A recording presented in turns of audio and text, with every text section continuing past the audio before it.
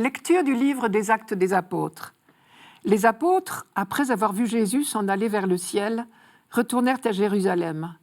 Depuis le lieu dit Mont des Oliviers, qui en est proche, la distance de marche ne dépasse pas ce qui est permis le jour du sabbat. À leur arrivée, ils montèrent dans la chambre haute où ils se tenaient habituellement. C'étaient Pierre, Jean, Jacques et André, Philippe et Thomas, Barthélemy et Matthieu, Jacques, fils d'Alphée, Simon le Zélode et Jude, fils de Jacques.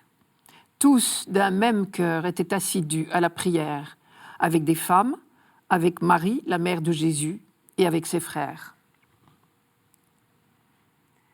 Jésus vient tout juste de quitter ses disciples. La première phrase de notre texte d'aujourd'hui résume en quelques mots ce qui fut certainement une étape cruciale de la vie des premiers chrétiens. Nous l'appelons l'Ascension et nous en avons fait une fête. Mais à l'origine, n'est-ce pas plutôt un jour de deuil, un jour de grand départ? Après l'horreur de la passion et de la mort de Jésus, après l'éblouissement de la résurrection, les voilà orphelins, cette fois, pour toujours. Mais du coup, les voici plus proches de nous et leur attitude pourrait guider la nôtre. Jésus leur avait laissé des consignes, ne pas quitter Jérusalem et attendre là le don de l'Esprit Saint. Et le jour même de son départ sur le mont des Oliviers, il a répété « Vous allez recevoir une puissance, celle du Saint-Esprit qui viendra sur vous. Vous serez alors mes témoins à Jérusalem, dans toute la Judée et la Samarie, et jusqu'aux extrémités de la terre. » Je retiens au passage cette expression, la puissance de l'Esprit. Elle devrait nous rassurer en toutes circonstances. Et Luc raconte ce qui s'est passé ensuite. À ces mots, sous leurs yeux, il s'éleva et une nuée vint le soustraire à leur regard. Évidemment, ils ont respecté la consigne de leur maître. Nous ne nous étonnons donc pas de les retrouver aussitôt après à Jérusalem. Luc note que le mont des Oliviers est tout proche de Jérusalem. La distance, dit-il, n'excède pas ce qu'on appelle un chemin de Shabbat, c'est-à-dire la distance maximum que l'on peut parcourir sans violer la prescription de repos du sabbat. C'était un peu moins d'1 kilomètre. Pour être plus précis, le chemin de Shabbat était 2000 coudées. Et une coudée, comme son nom l'indique, c'est la longueur de l'avant-bras, soit à peu près 50 cm.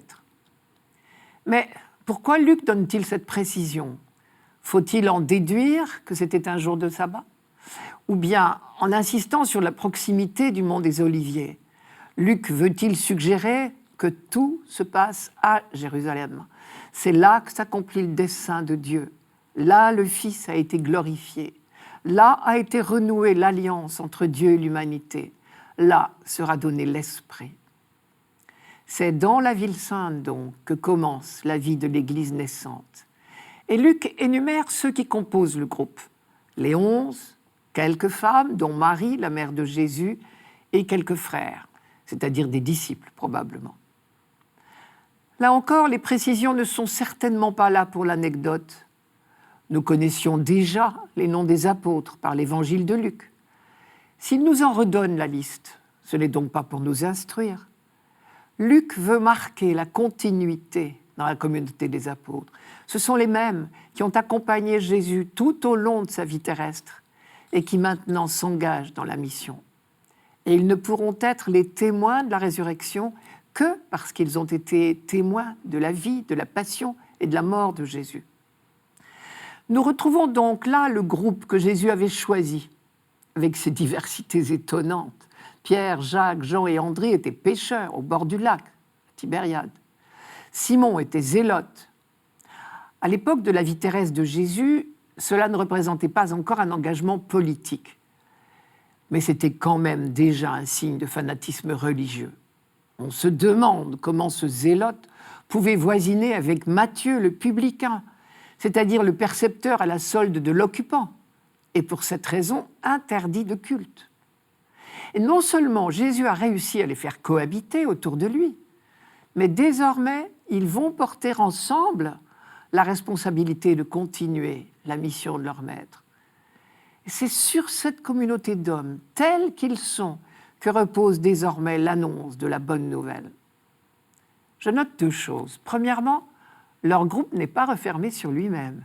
Il est déjà ouvert à d'autres, hommes et femmes. Deuxièmement, il commence cette vie de l'Église dans la prière, d'un seul cœur et fidèlement, nous dit Luc. Et voilà peut-être bien le premier miracle des apôtres, cette prière d'un seul cœur au moment où leur maître les quitte, où ils se retrouvent apparemment livrés à eux-mêmes et à leur diversité, qui aurait bien pu devenir des divergences. Mais ils ne sont livrés à eux-mêmes qu'apparemment. Jésus est désormais invisible, il n'est pas pour autant absent. Matthieu, dans son évangile, a retenu l'une des dernières phrases de Jésus. Je cite, « Tout pouvoir m'a été donné au ciel et sur la terre. Allez donc, de toutes les nations faites des disciples, les baptisant au nom du Père et du Fils et du Saint-Esprit, leur apprenant à garder tout ce que je vous ai prescrit. Et moi, je suis avec vous tous les jours jusqu'à la fin des temps. » Les apôtres ne prient donc pas pour obtenir que Jésus se fasse proche. Sa présence leur est acquise. Ils prient pour se replonger dans sa présence. Ce récit des actes devient alors pour nous une formidable leçon d'espoir. Jésus est avec nous tous les jours. Sa présence nous est acquise, à nous aussi, et la puissance de l'Esprit Saint nous accompagne. Voilà de quoi nous donner toutes les audaces.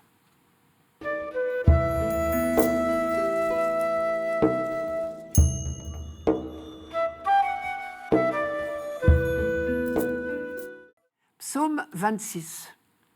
Le Seigneur est ma lumière et mon salut. De qui aurais-je crainte? Le Seigneur est le rempart de ma vie. Devant qui tremblerais-je? J'ai demandé une chose au Seigneur, la seule que je cherche, habiter la maison du Seigneur tous les jours de ma vie, pour admirer le Seigneur dans sa beauté et m'attacher à son temple. Écoute, Seigneur, je t'appelle, pitié, réponds-moi. Mon cœur m'a redit ta parole, cherchez ma face. Ce psaume est fait tout particulièrement pour ceux qui traversent des temps difficiles. On sait bien que les croyants ne sont pas plus épargnés que les autres par les épreuves de la vie. La foi n'est pas une baguette magique. Parfois même, les croyants souffrent à cause de leur foi. C'est le cas dans toutes les guerres de religion ou les persécutions. Cela peut venir aussi de l'hostilité des athées et des difficultés à défendre les valeurs chrétiennes dans un monde qui ne les partage pas. Mais dans les épreuves, les croyants ont une attitude particulière, car ils savent qu'ils ne sont pas seuls, abandonnés à leur triste sort, comme on dit. Ils savent qu'ils ont un interlocuteur. C'est vers Dieu que pleurent mes yeux, disait Job. Et ils vont chercher la force là où elle se trouve, c'est-à-dire en Dieu. Le Seigneur est ma lumière et mon salut. De qui aurais-je crainte? Nous ne saurons pas à quelles épreuves précises fait allusion ce psaume, mais nous sentons ici ou là une allusion à des attaques extérieures. Le Seigneur est le rempart de ma vie. Devant qui tremblerais-je? Depuis la grande aventure de l'Exode, le peuple d'Israël a été à plusieurs reprises menacé dans sa vie même. Le premier verset, « Le Seigneur est ma lumière et mon salut », est probablement aussi une allusion à l'Exode sous la conduite de Moïse. Car dans le désert du Sinaï, la colonne de nuée éclairait sa route et disait la présence de Dieu. « Le Seigneur est ma lumière et mon salut ». Le salut, à cette époque-là, c'était d'échapper au Pharaon. À chaque étape de nos histoires collectives et individuelles, le salut prend des formes diverses. Et Israël en a connu de toutes sortes, que l'ensemble du psaume évoque par allusion. Par exemple, dire « Le Seigneur est le rempart de ma vie », c'est faire remonter à la mémoire la longue période de guerre. Et on sait bien que le meilleur rempart, ce ne sont pas des fortifications avec des créneaux et des machicoulis. C'est la force que Dieu nous donne. Si vous ne croyez pas, vous ne subsisterez pas, disait Isaïe au roi Akaz au 8e siècle. La foi est la seule force qui nous permette de tout affronter. De qui aurais-je crainte? Cela veut bien dire que Dieu nous garde de toute peur et que nous n'avons pas peur de lui non plus, bien sûr. Dans toutes les épreuves et les souffrances, le croyant sait qu'il peut crier vers Dieu. C'est même recommandé, si j'en crois la Bible. Il ne faut pas écouter la phrase d'Alfred de Vigny qui a bercé l'enfance de certains d'entre nous. Je vous la rappelle, mais c'est pour l'oublier aussi vite. Gémir, pleurer, prier est également lâche. Accomplis chaque jour ta longue et lourde tâche. Puis après, comme moi, souffre et meurt sans parler. C'est dans La mort du loup. La phrase est belle, superbe, mais elle n'est pas biblique. Ce que la Bible nous apprend, et en particulier dans le livre de Job, si on lit soigneusement la partie centrale du livre de Job, c'est que non, gémir, pleurer, prier, ce n'est pas lâche. C'est humain, tout simplement. Mais c'est vers Dieu qu'il faut gémir, pleurer, prier. Écoute, Seigneur, je t'appelle, dit notre psaume. Il y a une chose dont le peuple élu est sûr, c'est que Dieu entend nos cris d'appel. Cela a été la grande révélation du buisson ardent, rappelez-vous. Je cite, « Le cri des fils d'Israël est venu jusqu'à moi, a dit Dieu à Moïse. Et depuis ce jour et pour toujours, Israël sait que Dieu entend le cri des malheureux. Et même s'il est silencieux, nous savons qu'il n'est pas sourd. » En dehors des épreuves extérieures, ce psaume évoque peut-être également l'épreuve spirituelle du peuple qui peine à garder la foi. J'ai demandé une chose au Seigneur. La seule que je cherche, c'est d'habiter la maison du Seigneur tous les jours de ma vie. Comme le Lévite, qui est admis dans l'intimité du temple de Jérusalem, Israël demande la grâce de demeurer dans l'intimité de Dieu. Pitié, réponds-moi. C'est un cri de mendiant. C'est aussi peut-être une demande de pardon. Car l'expression qui suit, « chercher ma face », est un appel à la conversion. Il faut se détourner des idoles et se tourner vers Dieu. Dès son installation dans la terre promise, le peuple d'Israël a été affronté à un nouveau danger, celui de l'infidélité, c'est-à-dire l'idolâtrie. Alors, là encore, il faut tenir ferme, se rappeler les mises en garde de Moïse. « Mon cœur m'a redit ta parole, cherchez ma face. » Mais là, il ne faut pas se tromper, il y a un contresens qu'on pourrait faire. Quand Dieu dit « cherchez ma face », ce n'est pas qu'il ait soif de nos hommages. Ce conseil nous est donné pour notre bonheur. Nous sommes parfois tentés de penser que Dieu pourrait nous demander quelque chose dans son intérêt à lui. Mais Dieu nous aime. Tous les commandements qu'il nous donne sont pour notre bonheur. Saint Augustin disait « Tout ce que l'homme fait pour Dieu profite à l'homme et non à Dieu. » Pour Dieu, le centre du monde, c'est l'humanité. Il n'a pas d'autre but que notre bonheur. Et nous ne trouvons notre bonheur que quand nous mettons Dieu au centre de notre vie. Saint Augustin encore disait « Tu nous as fait pour toi, Seigneur, et notre cœur est sans repos, tant qu'il ne demeure en toi. »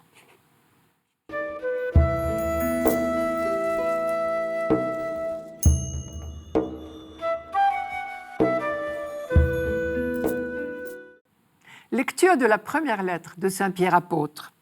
Bien-aimés, dans la mesure où vous communiez aux souffrances du Christ, réjouissez-vous, afin d'être dans la joie et l'allégresse quand sa gloire se révélera. Si l'on vous insulte pour le nom du Christ, heureux êtes-vous, parce que l'Esprit de gloire, l'Esprit de Dieu repose sur vous. Que personne d'entre vous, en effet, n'ait à souffrir comme meurtrier, voleur, malfaiteur ou comme agitateur. Mais si c'est comme chrétien, qu'il n'ait pas de honte et qu'il rende gloire à Dieu pour ce nom-là.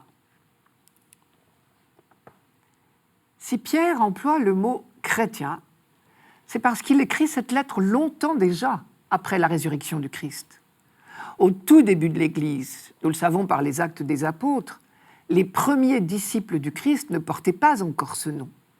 Ils étaient appelés Nazoréens, à cause de Nazareth, bien sûr.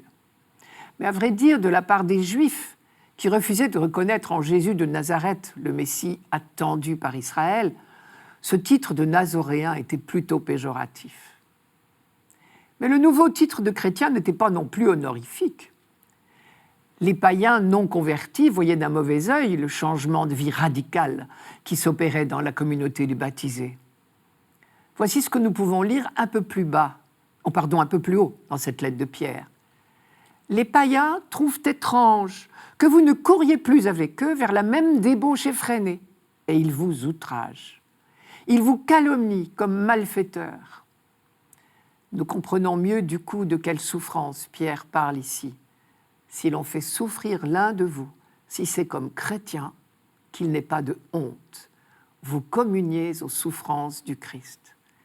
Il entend par là la souffrance de l'incompréhension, de l'isolement, de la calomnie dont Jésus a été victime parce qu'il se démarquait de la classe dominante, parce qu'il continuait à annoncer son message sans se laisser arrêter par quiconque. C'est cette fidélité qui lui a coûté la vie. À leur tour, les premiers chrétiens sont affrontés à la même hostilité. Alors il s'emploie à leur donner le courage de tenir bon en attendant des jours meilleurs, le jour où la gloire du Christ se révélera, comme il dit, c'est-à-dire le jour où la vérité éclatera, le jour où Jésus viendra inaugurer son règne parmi les hommes.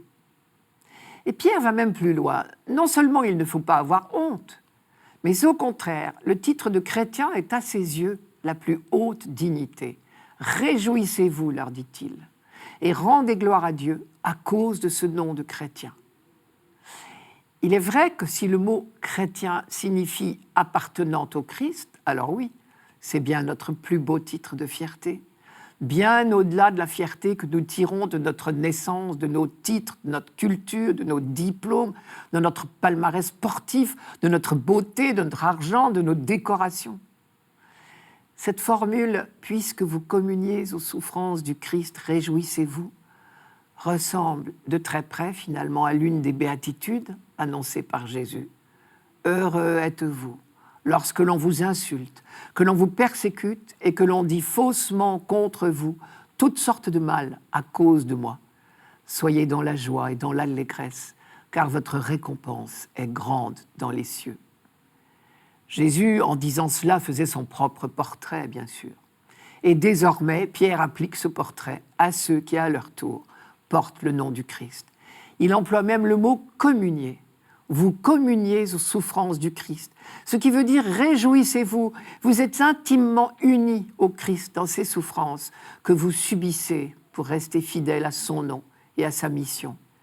Et parce que vous êtes unis à ses souffrances, vous serez également unis à sa gloire, le jour où la vérité éclatera.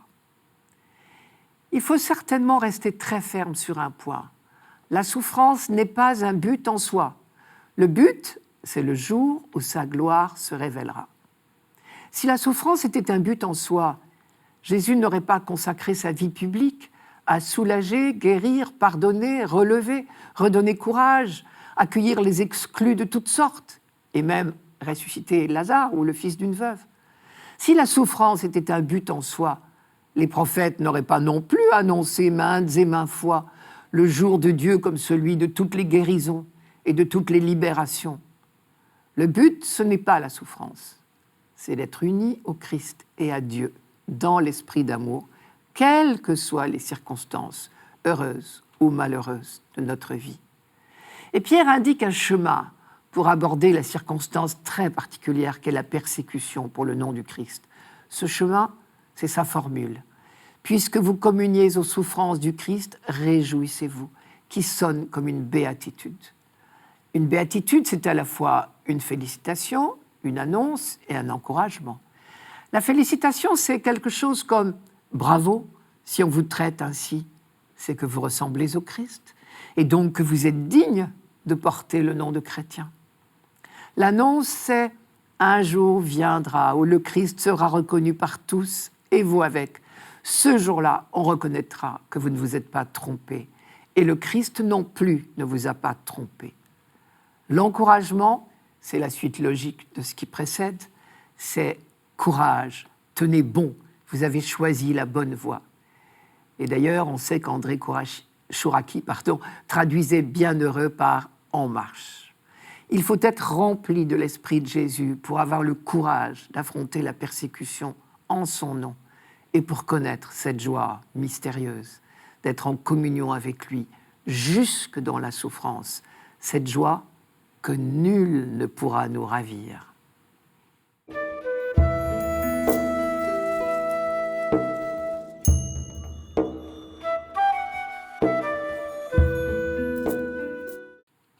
Évangile de Jésus-Christ, selon saint Jean. En ce temps-là, Jésus leva les yeux au ciel et dit : « Père, l'heure est venue. Glorifie ton Fils, afin que le Fils te glorifie.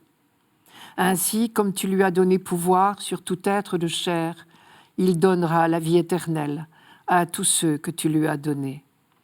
Or, la vie éternelle, c'est qu'ils te connaissent, toi, le seul vrai Dieu, et celui que tu as envoyé, Jésus-Christ. Moi, je t'ai glorifié sur la terre, en accomplissant l'œuvre que tu m'avais donnée à faire. Et maintenant, glorifie-moi auprès de toi, Père, de la gloire que j'avais auprès de toi avant que le monde existe. J'ai manifesté ton nom aux hommes que tu as pris dans le monde pour me les donner. Ils étaient à toi, tu me les as donnés et ils ont gardé ta parole. Maintenant, ils ont reconnu que tout ce que tu m'as donné vient de toi, car je leur ai donné les paroles que tu m'avais données. Ils les ont reçues. Ils ont vraiment reconnu que je suis sorti de toi et ils ont cru que tu m'as envoyé. Moi, je prie pour eux. Ce n'est pas pour le monde que je prie, mais pour ceux que tu m'as donnés, car ils sont à toi. Tout ce qui est à moi est à toi, et ce qui est à toi est à moi, et je suis glorifié en eux. Désormais, je ne suis plus dans le monde. Eux, ils sont dans le monde, et moi, je viens vers toi. Je reprends les derniers mots de Jésus. Je viens vers toi. Tant que nous sommes sur cette terre, nous ne pouvons pas être témoins du grand dialogue d'amour de Jésus avec son Père. Mais avec ce récit de saint Jean, nous entrons dans la prière de Jésus au moment même où il va rejoindre son Père. Je viens vers toi. Car c'est l'heure du grand passage. Père, l'heure est venue, dit Jésus. Cette heure dont il a parlé à plusieurs reprises au cours de sa vie terrestre. Cette heure qu'il semblait désirer et redouter à la fois. C'est l'heure décisive, centrale de toute l'histoire humaine, l'heure que toute la création attend comme celle d'une naissance, parce qu'elle est l'heure de l'accomplissement du dessein de Dieu. Désormais, à partir de cette heure, plus rien jamais ne sera comme avant. En cette heure décisive, le mystère du Père va enfin être révélé au monde. C'est pourquoi Jésus emploie avec insistance les mots « gloire » et « glorifier ». La gloire d'une personne, au sens biblique, ce n'est pas sa célébrité ou sa reconnaissance par les autres, c'est sa valeur réelle. La gloire de Dieu, c'est donc Dieu lui-même qui se manifeste aux hommes dans tout l'éclat de sa sainteté. On peut remplacer le verbe « glorifier » par « manifester ». En cette heure décisive, Dieu va être glorifié, manifesté en son Fils, et les croyants vont connaître enfin le Père, entrer dans son intimité. Cette intimité qui unit le Fils au Père, le Fils la communique aux hommes. Désormais, ceux qui accueilleront cette révélation, ceux qui croiront en Jésus, accéderont à cette connaissance, cette intimité du Père. Alors, ils entreront dans la vraie vie. La vie éternelle, c'est de te connaître, toi, le seul Dieu, le vrai Dieu, et de connaître celui que tu as envoyé, Jésus-Christ. Voilà, de la bouche de Jésus lui-même, une définition de la vie éternelle. Jésus parle au présent, et il décrit la vie éternelle comme un état, l'état de ceux qui connaissent Dieu et le Christ. Nous vivons déjà de cette vie depuis notre baptême. Parlant de ses disciples, Jésus dit « Ils ont vraiment reconnu que je suis venu d'auprès de toi, et ils ont cru que c'était toi qui m'avais envoyé. » En cette heure-là, une partie seulement de l'humanité a accueilli cette révélation et est entrée dans cette communion d'amour proposée par le Père et a accepté de prendre le chemin ouvert par le Fils. Curieusement, c'est seulement pour ces quelques-uns-là que Jésus prie. Je prie pour eux. Ce n'est pas pour le monde que je prie, mais pour ceux que tu m'as donnés. Il faut laisser résonner en nous l'insistance de Jésus sur ce mot « donner ».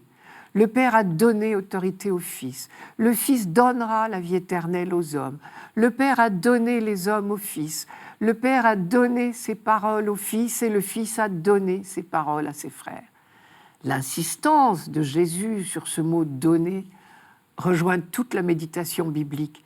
Il suffit de nous laisser aimer et combler de sa grâce en permanence.